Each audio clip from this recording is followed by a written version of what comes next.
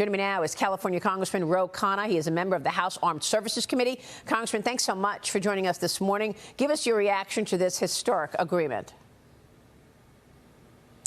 Well, it's obviously very welcome news. Finally, the hostages are going to come home. The bombing, hopefully, is going to stop. Israel is going to withdraw. Everything I have read seems that this is a welcome development. And I'm really glad that after 2 years of a war, this seems to be finally coming to a resolution. Well, it sure is. And we spoke with Mike Huckabee earlier, as you heard from that soundbite. He also said that there are broader implications, that, in fact, we could see the Abraham Accords expanded. Here's what he said about that. Watch this. President Trump has set up for an incredible realignment of the Middle East, Maria, that we've never seen or even imagined before. Look for the Abraham Accords to expand exponentially. You could see Syria and Lebanon be some of the first partners in the next wave of Abraham Accords. These are things that if you'd have said this 5 years ago, 10 years ago, people would have laughed in your face. Today, because the strong horse, President Trump, is on the saddle, we have a chance for an unprecedented level of realignment and genuine, long-lasting peace in the Middle East. And, of course, Congressman, President Trump calls it peace through strength. You're on the Committee for Armed Services. I want to get your take on what you've been seeing in terms of armed services, because the deal that President Trump made with our NATO allies is for NATO allies like European countries to buy weapons from the United States and then send them to Ukraine. What can you tell us about our armed services today? Well, we are in a strong position, but we do need to make sure that we're keeping up with China on shipbuilding. I know that's a bipartisan issue. We need to make sure we're keeping our naval superiority in the Pacific. And in terms of NATO, we need to make sure, obviously, that they're spending on their defense, but that we keep our commitment to Ukraine. And there's a bipartisan consensus in the House, and especially on the House Armed Services Committee, that whether it's through Europe or directly, we need to make sure that Ukraine has the capability they need to defend themselves against the Russians. And unfortunately, we are entering day 9 of a government shutdown in the middle of all of this. And I want to get your take on what you think your colleagues are thinking now that President Trump has surged forward with this peace deal. It seems, I don't know, it seems like small potatoes when you think about what you're fighting about, knowing that you can negotiate on these health care benefits throughout the rest of the couple of months until year end, and yet President Trump is doing this peace deal in the Middle East. Do you think the news of the day might move some of your colleagues to work with Republicans to reopen this government? Well, Maria, as you know, all politics is local and domestic. Jimmy Carter realized that when he thought that the Middle East peace deal would have carried him to re-election. So the issue here is that Americans' premiums are going to double if we don't get the tax credits extended. One thing, Maria, and people say this is really not a partisan point. I don't understand why we can't have an exception to the filibuster to keep government open. If you can have an exception to the filibuster to confirm Trump's appointees and his judges, right now there are 51 Republican senators. There's a majority in the House. He is the president. Let's just keep the government open. They have the votes. Now, if they want Democratic votes, they need to extend the Affordable Care Tax Credit so people's premiums don't double. Well, I mean, they're not necessarily going to double overnight, right? I mean, you've got the new season starting November 1st, and your colleagues keep saying that you can be doing this going into year end. So you've got a little time, right? But tensions are rising on Capitol Hill once again. House Speaker Mike Johnson faced off with 2 Democrat senators outside of his office yesterday. And then, of course, this other heated moment that I want to show you. New York Congressman Mike Lawler confronting House Minority Leader Hakeem Jeffries over the Obamacare subsidies. Watch this, sir.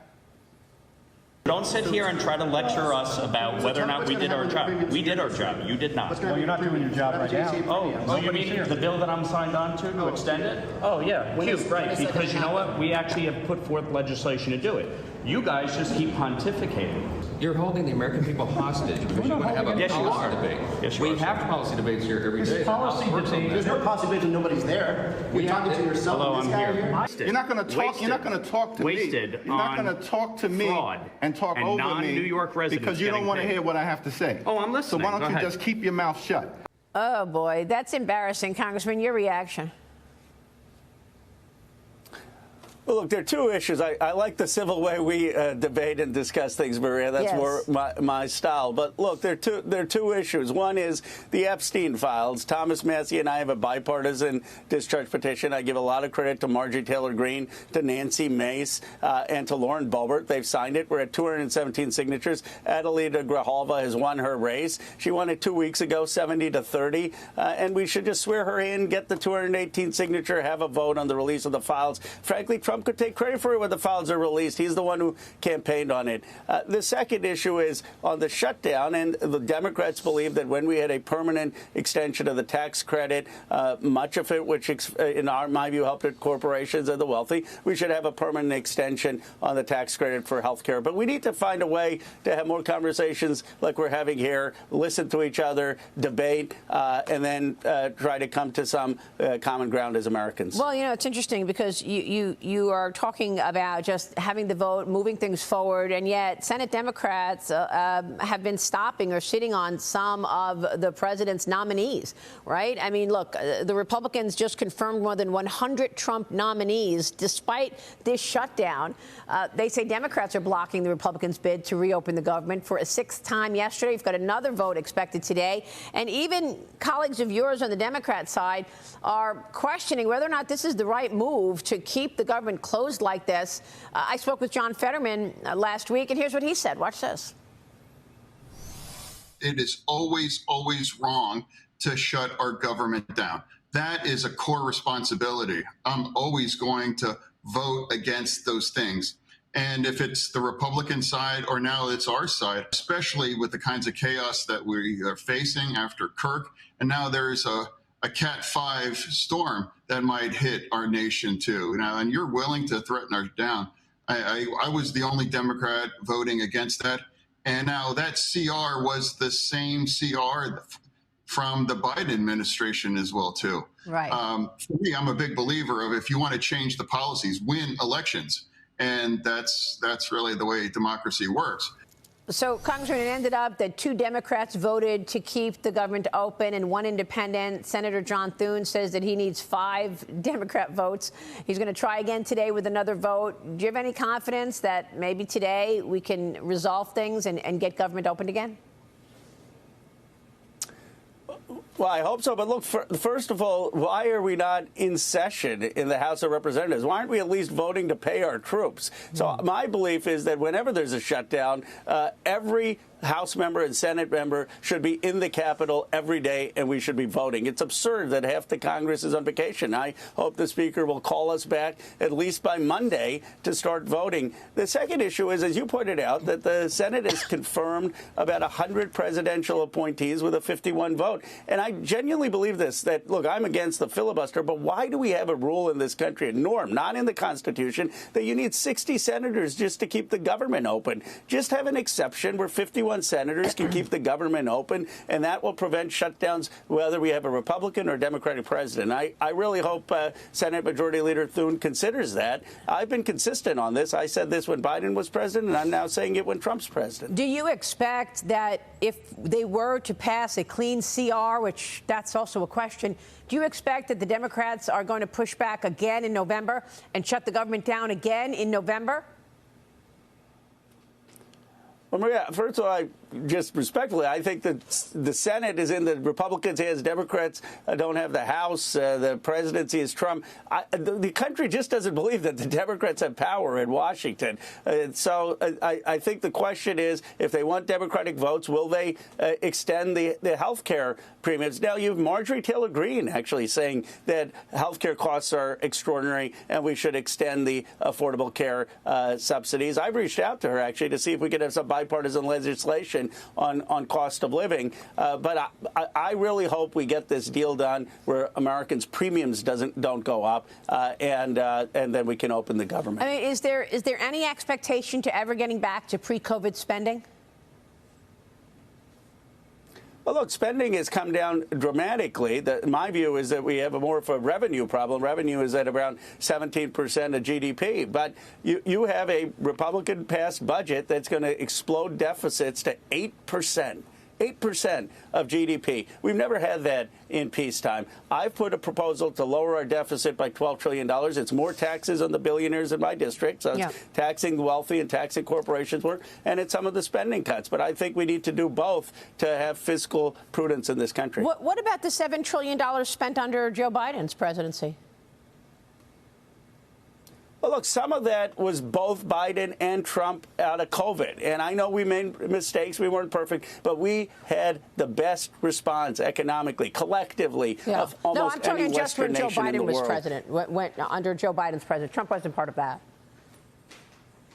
No, but he had $2.3 trillion of CARES Act. I mean, you got to look at the extraordinary spending he had in that first term that all added to the deficit. Well, a lot of the spending for Joe Biden was the American Rescue Plan that I think was needed as a COVID response. But you also had the bipartisan infrastructure bill to have construction jobs. Isn't you that had the 700,000 men. That spending was for an emergency, right? I mean, and this is what the Republicans are saying. The spending that you just referred to was for an emergency, COVID, and we're out of the emergency. And your colleagues are saying we can't go back to what we issued during an emergency, and we want to eventually get back to COVID, pre-COVID spending. So I'm just trying to understand what is going to be the action item there here that gets you all back to the table, not the House, but the Senate, to actually reopen this government. At this point, markets don't care. I mean, we've been seeing record after record. But at some point, this is going to matter when the military doesn't get their paycheck on October 15th and federal employees miss a paycheck on October 20th. And I just spoke with a Wall Street guy yesterday, and he said, look, I've got a big IPO I want to take public. We can't. The Securities and Exchange Commission is closed. We can't make the filing. So at some point, could be in the next couple of days, could be in a week, this could really turn ugly. I agree, Maria. That's why I hope that on Monday we can come in and at least vote to pay our troops. I mean, that should be bipartisan. I'd vote tomorrow, today, for that. And I don't understand. Every other shutdown I've been in, we come in, we vote to pay the military, we vote for back pay for federal workers at airports, at parks.